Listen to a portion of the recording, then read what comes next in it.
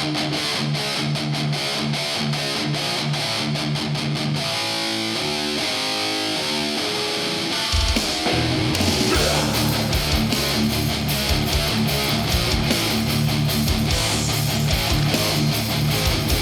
episode is sponsored by Blackened Brew by Dusk Lurker.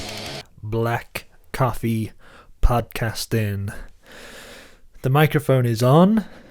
It is a wet and windy day in the UK, and this is a podcast episode recording here at the Caves of Worship in the home space, in the office. This coffee podcast is coffee horror stories, basically caffeine overload and how to flush it out.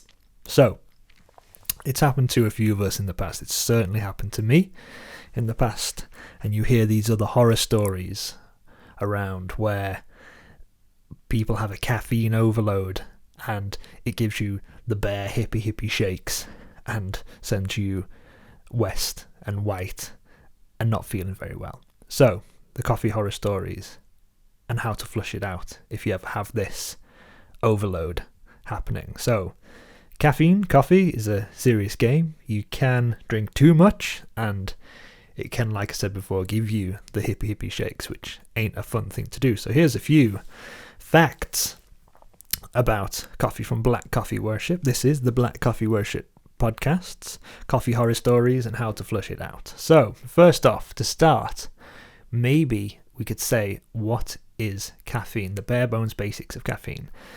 I've got a spiel, it's typed out, it's a script, it's notated, some pretty good sources from the internet. So, without further ado, what is caffeine? Caffeine is a natural central nervous system stimulant of the methylmethylglycine, a word that I cannot even pronounce, class.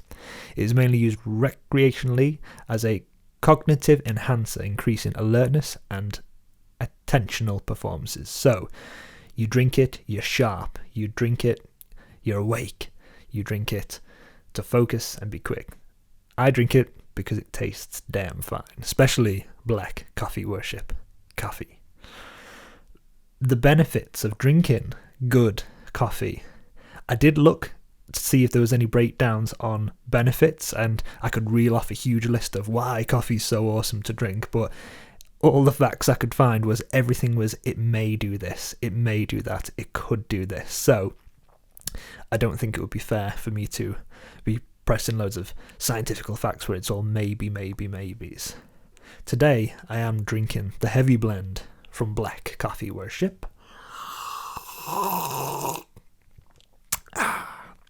As a filter press coffee today. Sludge diner style coffee, just how I like it. It's the filter press version where you put the grounds in my aluminium filter press into the bottom, fill up 75% of water, leave, stand for a brew a little while, push the plunger down and pour. Leaves a little bit of grit in the bottom. And that's what I like to call diner coffee. It's the best. Breaking down the top 6 countries that drink the most. I did touch on this pastly in another podcast and what the countries were, but this is some more in-depth facts about, from top to bottom, the top 6 countries that drink the most coffee at this moment in time in 2023. Number 1, a cold country with snow and forests, is Finland. Finland is the world's biggest consumer of coffee on a per person basis. The average Finn drinks nearly 4 cups a day. Coffee is so popular in Finland that 2 10-minute coffee breaks are legally mandated for Finnish workers. So you must take those 2 10-minute coffee breaks in Finland. Country number 2 is Black Metal's Norway. Norwegians drink more than 3 cups of coffee a day. Coffee houses are popular in Norway, and unlike the United States, they are primarily places to socialise, not to work and carry a drink out. So in America, you've got laptops out and people are working, and it's a coffee to go. Norway, it's a little bit like Sweden, places for fika, places to socialise. Less work, more socialising. Country number 3, one of my favourites, Iceland. Here's some little facts about Iceland itself. Beer was illegal in Iceland until 1987. And wine is costly, so coffee has long been the most essential social drink in the country. It is customary in Iceland to offer any visitor a cup of coffee, and Icelanders have a stock reply 10 dropa, or 10 drops, to indicate that they just want a small cup. Denmark. In Denmark, the word kaffesblåre means an informal social gathering where coffee and cake is offered, often after dinner. At weddings, people will often be explicitly invited for bryllupskaffe, or wedding coffee reception. Country number 5, the Netherlands. Dutch merchants first introduced coffee to the West, shipping entire coffee plants from the Yemeni port of Mocha to India and Indonesia, where they were grown on plantations to supply beans to Europe. That's a awesome fact. Thank you, the Netherlands. And country number 6, squeezing in here, the homeland of Sverige, Sweden. Swedes have the word fika, which we all know about from the past podcasts, to describe an extended coffee break from work where you socialise with friends. Swedes spend on average 9.5 days per year having a fika rest. They're the top 6 countries that drink the most coffee in the world. So we're drinking a lot of coffee. You can imagine the overkills that could happen, and the consumption of coffee can give you those high caffeine shakes. A little breakdown of light roasted coffee versus dark roasted coffee and the caffeine content.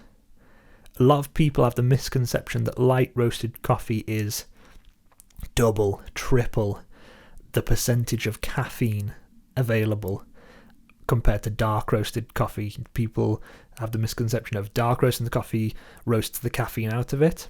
It's not that clear like that, basically. So light and dark roasted coffee, the content is only ever so slightly different in the caffeine percentage. The factors that affect the caffeine content include the brewing method. So of course you put 4 scoops of coffee into your AeroPress versus 2.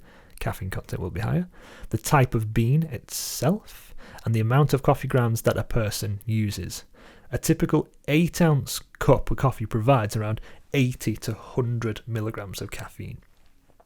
But some coffee drinks can contain slightly more. So you see these god-awful energy power nitro cold brew drinks by Red Bull and other places at the petrol stations at the garages, where it's just induced and high percent of caffeine. I'd always stay away from those with the battery acid in. Drink the true coffee, the real stuff that's out there and available. So to break down the horror stories aspect, I've been DM'd a few in the past where people have been drinking, and some personal horror stories of caffeine overdosing. So one time when we were going out on a road trip for a weekend away, we set off early morning to hit the road and miss all the traffic. We woke up really early, and I drank before setting off on our road trip, which was a 3.5 hour road trip, a 1 litre cafetiere of coffee, hot. I drank that myself before I left for the house, and then as we're pulling out of the house, we needed to get some petrol, so quickly drove through and got an espresso before shooting off and hitting the motorway. Halfway through that trip, we stopped for another coffee, so 2 hours into the driving, I'd say, we stopped and I got a regular sized filter coffee from T-Bay service stations. All the while of drinking the coffee in the morning, the espresso and this coffee here, I forgot and realised that I haven't eaten a single thing the whole morning, so full amount of caffeine and coffee on an empty stomach. As I jumped out the car when we landed, straight away I felt really dizzy, really white and pale in the face and super shaky. Hand out into the air, couldn't keep it still at all, and shaky. So that was a horror story, stepping out there from a dry for a long time, realising drinking all this caffeine and all this coffee on an empty stomach was not the best idea. It makes you feel really sick. The first time drinking the Viking Blonde ever for a tasting session, it was the summertime, and I brewed it as a 1 litre cold brew in the summer. So you can imagine cold brew you brew overnight or for 24 hours. I did the overnight method, so brewed it into the evening after dinner, put it in the fridge, and then came up in the morning to have cold brew. And I got a pint glass out, put 2 cubes of ice in, and poured the whole amount in to my pint glass, as much as I could possibly fit in. And it was the heat of summer, and I drank that pint glass like it was water on a hot summer's day. I downed it straight away, chug, chug, chug. Worst mistake ever. So 1, the Viking Blonde has power strength of Nordic vibes. It gives you those Viking hippie shakes already from being that sort of light roast. And straight away tasting, I thought this tastes fantastic. Kept drinking, and then it hit me about 20 minutes afterwards. Again, the hippie shake started happening.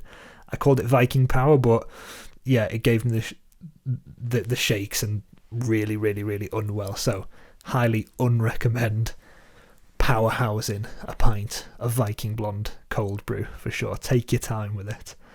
It tastes good if you mellow it out a little.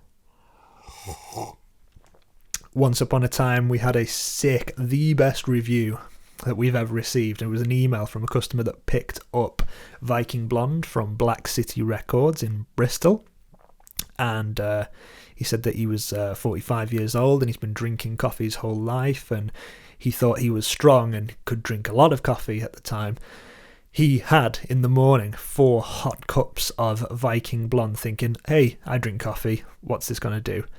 And he said after he had the 4th one, he stepped out and went away to do his way, went to the off license on his corner, and he said he was doing parkour off the walls. He couldn't remember the journey home from the off license. He said it just turned into some sort of Matrix vibe, and I could just imagine this guy somersaulting and backflipping and doing all these skilled stuff over the way back to his house, and the wife thinking, what has gotten into him? And that thing was Viking Blonde.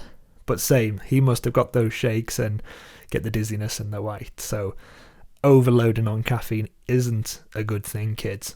You gotta be careful because it can do you some damage. Ways to avoid and flush out, to avoid horror stories of caffeine overload with black coffee worship and coffee in general. Point number 1, probably the most important thing and the easiest thing you can do, is simply stop drinking coffee. Take a pause, take a step away, just for a little while at least, so you don't keep fueling the demon inside, or the reaper as we have it. Stop drinking coffee. And the word is in the second part, to flush it out. Water, water, water. Keep caning that water. Drink it through. Flush it out of your system. Fresh air is also a great method to be able to flush out the caffeine overload and avoid the horror stories. Some nice, good British fresh air. And another thing that the interweb said was exercise lightly.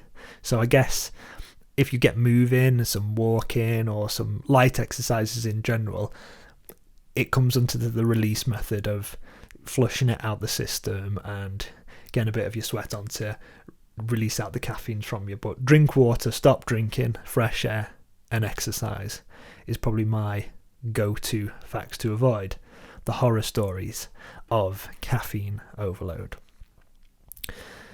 I've had a few DMs in the past saying I drank too much coffee, I feel sick, and I've had to explain this a few times of what to do and how to action it from there and then, but coffee's great.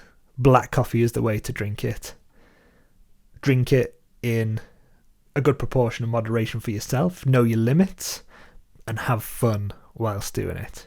Fika, meet up with friends, socialise, talk about records, music, art and coffee in general.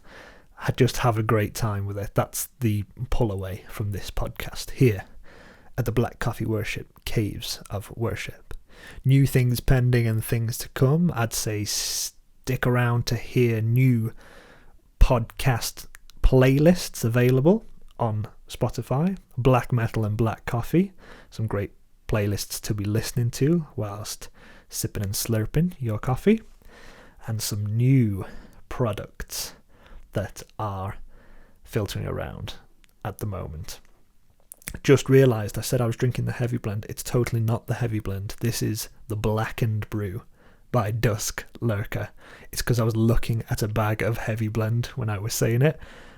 Dusk Lurker, the newest collaboration blend from Black Coffee Worship, the Blackened Brew.